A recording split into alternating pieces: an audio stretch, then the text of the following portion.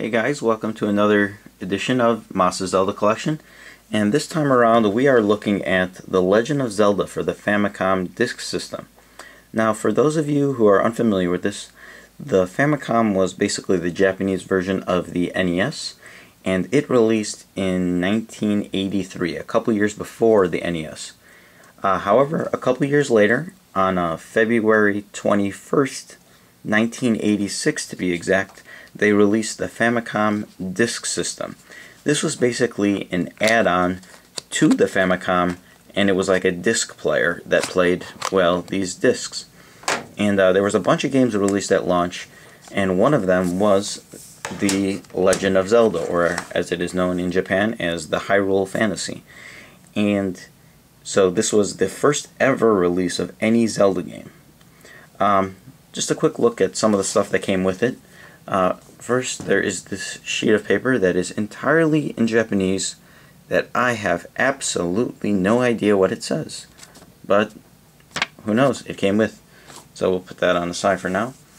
Let's take a look at the booklet for once. One thing you'll notice, especially younger gamers out here, booklets were actually useful back in the day. And I'll show you why. Here's another random insert that I also have no idea what it says, but it's in Japanese, so we'll put it there.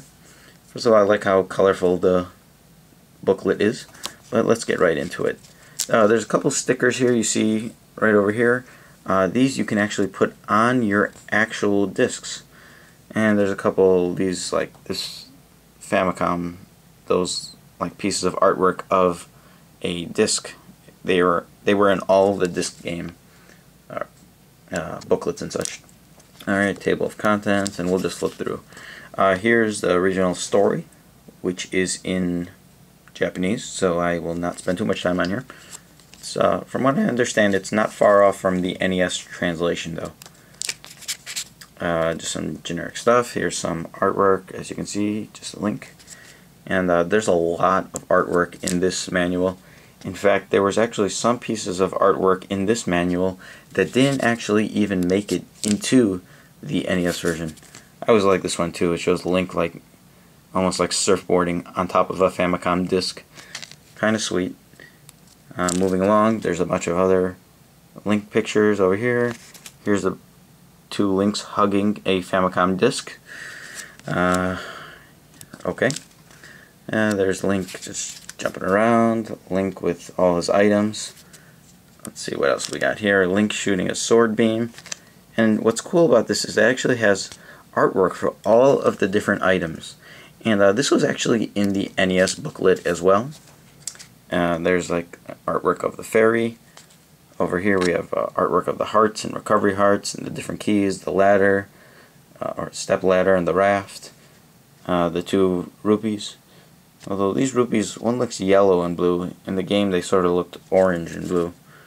But that's not too important. And they have artwork of basically every single item. It's kind of sweet. Here it shows Link tossing a boomerang at an enemy Octorok, it looks like. I like how they have the artwork of the bait. And it doesn't really make sense because it shows, I guess, two Octoroks eating the enemy bait, even though that's not exactly its use in the game. There's Link playing his little whistle, magic wand, magical book, Link holding the Triforce. A lot of sweet artwork in here. There's Link with his shield, Link with the merchant. Let's see what else we got here. Oh, then it has all of the different enemies. Here is the Overworld enemies in the game, and they're actually named, especially their while the manual is entirely in Japanese, there are some English, so it's not entirely in Japanese actually. So Tektite, Octoroks, there's a Lever, a Peahat, a Lionel, a Moblin. I guess there was an extra L in the name before it just became Moblin.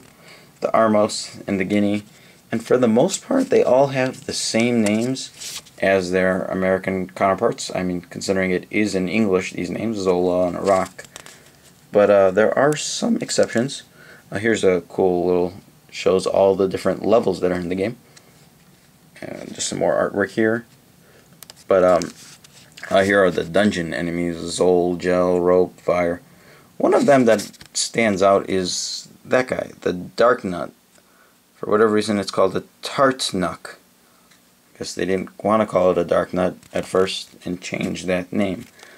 Don't exactly know why, but that's that. And also, Manhandla is a Testitart?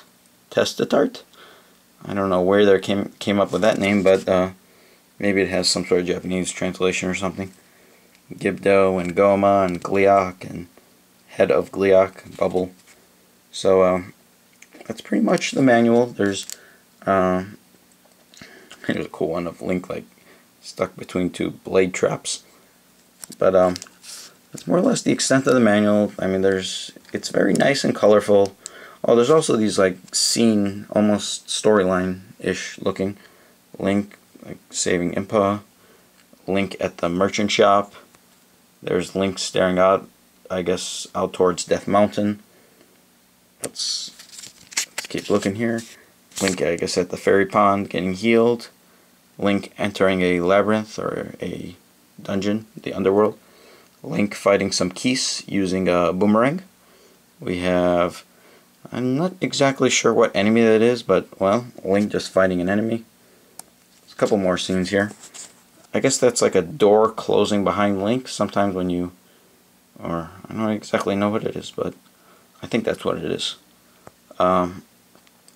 There's Link, I guess, finding a little secret. There's an enemy Dark Nut in the background there.